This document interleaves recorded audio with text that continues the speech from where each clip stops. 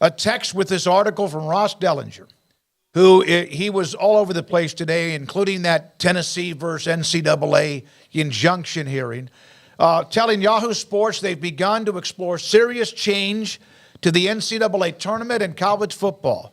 I'm going to get to some quotes here in a moment. In the wake of the Big Ten SEC joint venture, a deep dive into the ACC Big 12 role in the future of college football playoff, inevitable expansion of March, college football money overhaul, which we just kind of discussed some of that, and modifications to Project One. D1. Project D1, which, of course, is the future of where everything might be when it comes to Division I, FBS, et cetera. I really wish that big powers that be would understand that bigger is not always better. Ask any streaming entity how much money they've lost by trying to put on stuff that no one watches. Oh, they're all dealing with it right now, exactly. Dude. I mean, we're about to unwind back to where we were originally. Yeah, so, there was probably a really loud minority out there that said, hey, wouldn't it be great if I could watch every movie that was in Time Warner's catalog?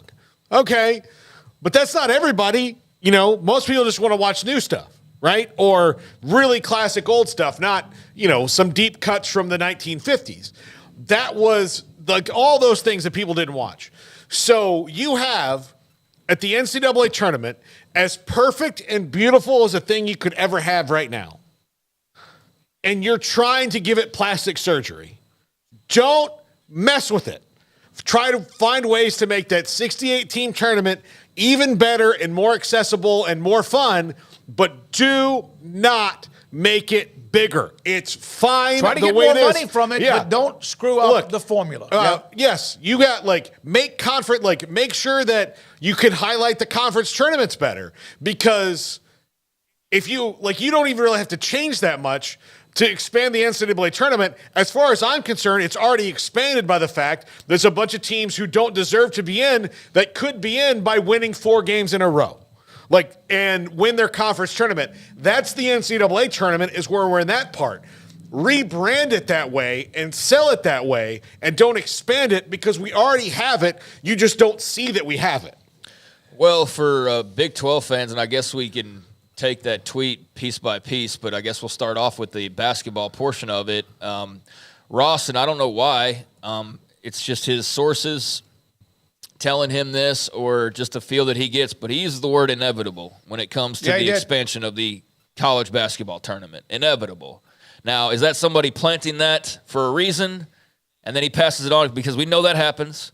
Or is that just he sees the writing on the wall, or everybody else sees the writing on the wall, and that's automatically where you're going? I don't know, but that word was a word that stood out to me, and I'm just curious as to if it's that black and white of that, it's just inevitable that they're going to change it, because I do think that the majority of people out there would vote for it to remain as is. I mean, I know that we want more in everything, but I'm with Paul that it's not always good, and sometimes we get more, and then we're like, you know what, the way we had it was actually pretty good. You see all these injuries in the NFL, and it's like everybody loves the NFL, but you know what, 16 games might have been better than 18 in the long. You know what I mean? But with this in particular, I feel like the tournament is as good as it gets as far as a sports platform goes, and just an organized structure of crowning a champion. I think it's as good as you could possibly hope for, given that you don't just have your standard this 30 to 32 teams, and we have contracts. I mean, given just how much ground they're having to cover with so many different leagues and teams and all of that, to get the 64-plus best is a challenge unto itself. And, every once in a while there's a team that's right there on the borderline. But it's like the expanded playoff. I know everybody assumes we're going to have these arguments about, well, the 13th team, you're the 13th team, dude. I'm sorry, but you should have been 12. There's got to be a line where, I'm sorry, but you're not going to have the same argument as, Florida State as far as your seeding goes. You shouldn't have lost 3 games.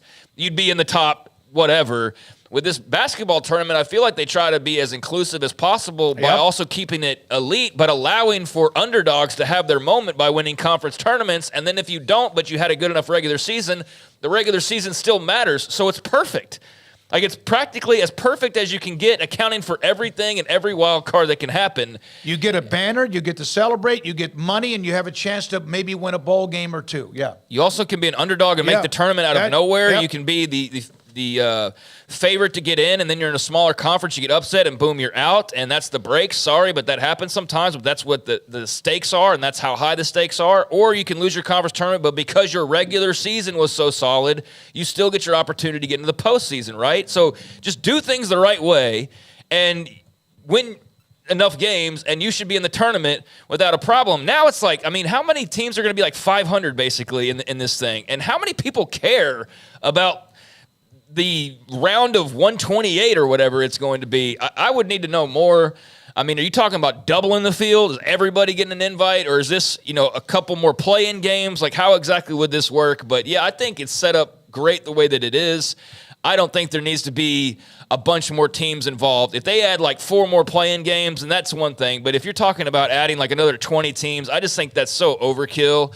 And unfortunately, Brett Yormark's one of the ones that sounds like pushing for this, because the SEC and the Big Ten are getting, in a matter of time, what they want from the college football playoff. That's a big part of Ross's article, is them feeling like, with the SEC example we gave earlier, we've had 40% of the participants, but we get the same amount of money as basically everybody else.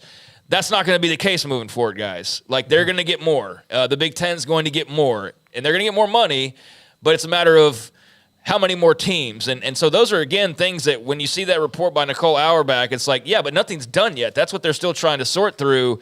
So the Big 12 and the ACC are doing that with basketball, is the idea here of, we bring the goods and the big guns basketball-wise. How can we, get the most out of this and maximize this? And Brett Yormark has a comment in there talking about how they want the best teams involved, but he doesn't know that it's always necessarily the case. Well, I don't agree with him there. I don't know what glaring omissions he feels like are not in the tournament, because, again, they account for pretty much everything. Maybe he means more Big 12 schools is the only thing that I can think of. And I think the ACC and Jim Phillips kind of had the same messaging in that article as well. So I'm not for it. I think the tournament is perfect the way that it is. But the Big 12 and the ACC were very vocal in that article about wanting or exploring the idea of an expanded basketball tournament, although what that would look like, there were no details involved there. All right, so we have that, and that Nicole Auerbach story. Now, here are some quotes inside of Ross Dellinger's article that popped out to me, and maybe not to anybody else, but it did to me. Greg Sankey, this is Greg Sankey, insisting that whatever solutions the joint board reaches, this is the one with the Big Ten and SEC, are, one, an effort, listen to this, benefit everybody in the ecosystem. 2, not an attempt to secede from the NCAA or the college football playoff, although such decisions remain viable, some believe. Let me go through this quotes first. We can go back and look at them. Number 2. Now, this is the one.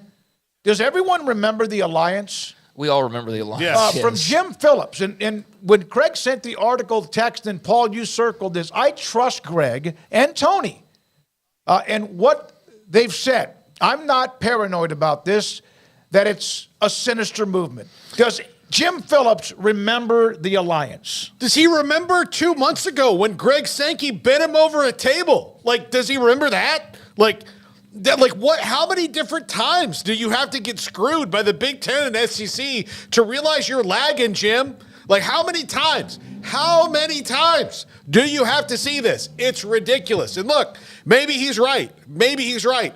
But as far as I can see, especially if I'm the ACC, especially if I'm them, and I was part of the Alliance and the great screw job of 2023, if I was involved in either of those two things, especially not both, I would be very wary of what these two entities cared about, what I thought about things. Not to mention that one of your biggest brands is trying to leave you right now. Or you should be afraid of everything. Yeah, you should be looking around behind your back and wish you were a mother with eyes in the back of your head. Craig? It's all good. George Kleofkoff said there's nothing to worry about. Yeah.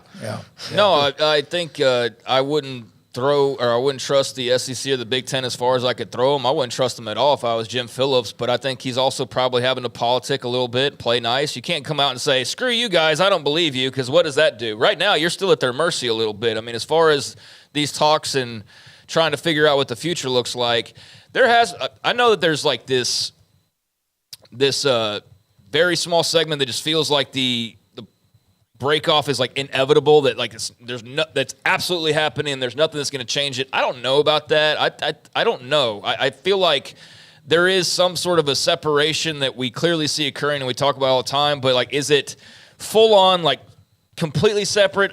I don't know. And I think that's what they're all trying to work through right now. I do think it's an uneven playing field, but it's not one that necessarily is you're playing on different fields entirely. So I think you still have to play nice if you're Jim Phillips and you're Brett Yormark. And I think Brett Yormark pretty much had similar comments to this.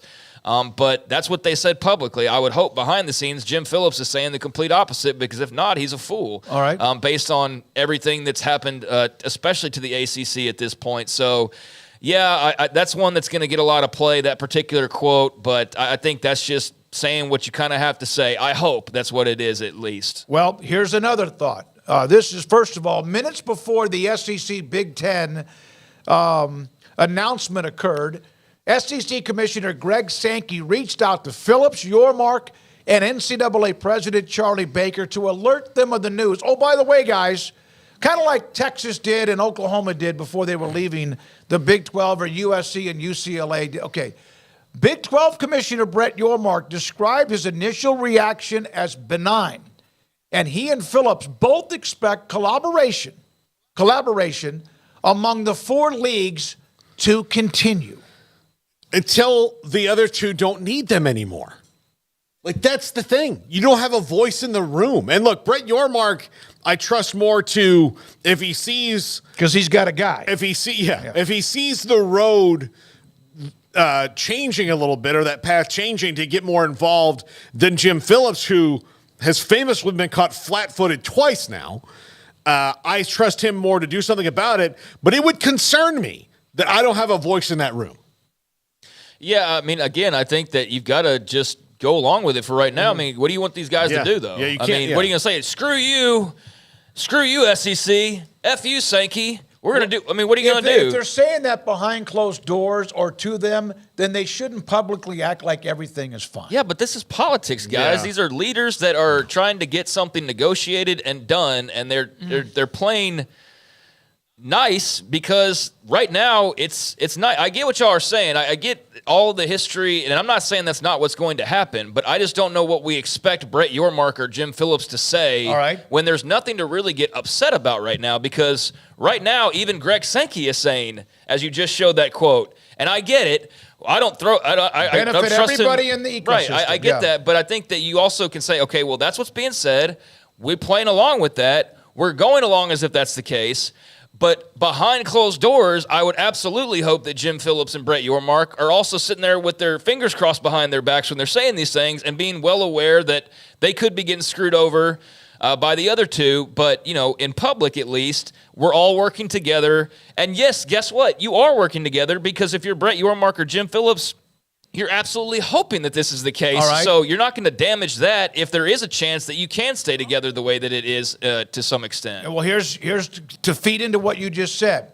If Tony and Greg, Tony Petitti and Craig Smoak, want to go into a deeper think tank with their key stakeholders, the Big Ten and the SEC, about the future of collegiate athletics, there's no pride of authorship here as long as the communication continues at the rate it's been. In other words, he's happy with what he's been told, or what he's being told and being updated up until now. I really don't think this is about an opportunity for them to move in a different direction. By the way, are they going to go do that basketball tournament with no schools from the ACC and the Big 12 and say that's no? Yeah. So what are we talking? I mean, the playoff I know is a separate entity, but I mean that's all you can say is like, look, we acknowledge that they're probably doing stuff behind the scenes and they're having their discussions, and if they want to go do something about the future of college athletics, authorship, I think is the word you were trying to pronounce there. But yeah, as long as the communication continues, then, I mean, what are you going to do about it, really? I mean, Brett Yormark, if he came out publicly and said, that's it, We need answers from you guys. What are you going to get in return? They're going to screw you, Brett, and go off on their way. So it makes no sense to be combative when there's not really a need to be at this rate, even though I understand the assumption by everybody, rightfully, is that there's a knife coming to the backs of the ACC and the Big 12 at some point, but maybe there's not. And if there's not, and you have a chance to prevent that from happening, then yeah, you're going to work together to try and do what you can, because what's best for the ACC and the Big 12? To have involvement with those other two and to be involved with those other two. So until it's clear that you can't do that, I think you're working as hard as you can to try and keep this thing as close to what it is as possibly you can be. I think that your Mark has gained equity in believing in him. Phillips, of course, has some history of being fooled. The Alliance, the first of the two or three.